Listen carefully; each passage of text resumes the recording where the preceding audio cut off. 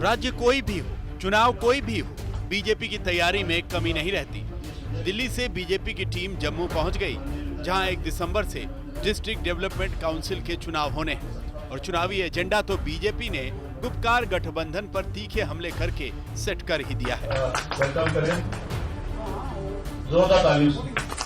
संगठन नहीं है, गैंग है। गैंग, जिस गैंग ने 7 दशक तक जम्मू कश्मीर को लूटा, अब वो फिर गैंग, पहले बॉलिंग बैटिंग करते थे आमने सामने, अब मिलके दोनों बैटिंग पे खड़े हैं और ये जम्मू कश्मीर की जनता इनको नकार चुकी है। इस गुपकार गैंग को, इनकी कारस्तानियों को, इनके 7 दशक के हिसाब को जनता मांग रही है और इनका कुछ नहीं होने वाला। ये गुपकार गैंग, अब इनका पर्दा साफ हो चुका है।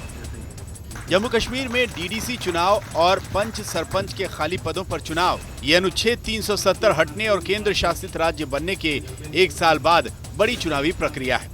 और इन चुनावों में दिलचस्पी इसलिए भी आ गई है क्योंकि 370 वापस लाने के मकसद से बने गुपकार गठबंधन ने पीपल्स अलायंस बनाकर इन चुनावों में हिस्सा लेने का ऐलान कर दिया। अमित शाह साहब, you have lost the elections in Kashmir before you have fought it. वो इसलिए क्योंकि आज जम्मू और कश्मीर के हिंदू, मुसलमान, सिख, ईसाई, बौद्ध, जितने भी हमारे पंडित, पहाड़ी, गुजर, उनने ये फैसला कर लिया है कि आपने जो 2019 5 अगस्त को हमारे कॉन्स्टिट्यूशन को तार-तार कर दिया, हमारे तशक्कुस को, हमारी बका को, उनने फैसला कर दिया है कि अब हम आपको करारा जवाब देंगे।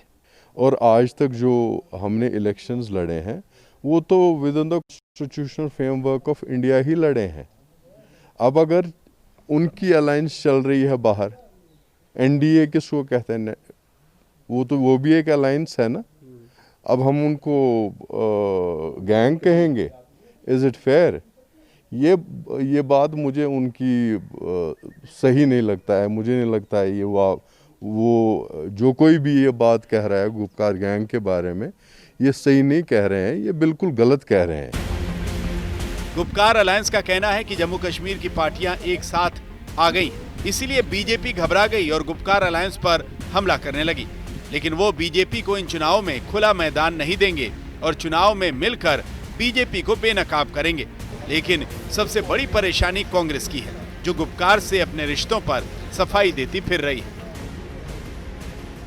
पार्टी जो जमात देश में, हमारे देश में पाकिस्तान की बात करे, कश्मीर की किसी इंटरनेशनल बात करे, कांग्रेस कभी उसके साथ नहीं है। जनरल बात मैं कह रहा हूँ, मैं इस पर्टिकुलर अलायंस के बारे में मैं कह रहा।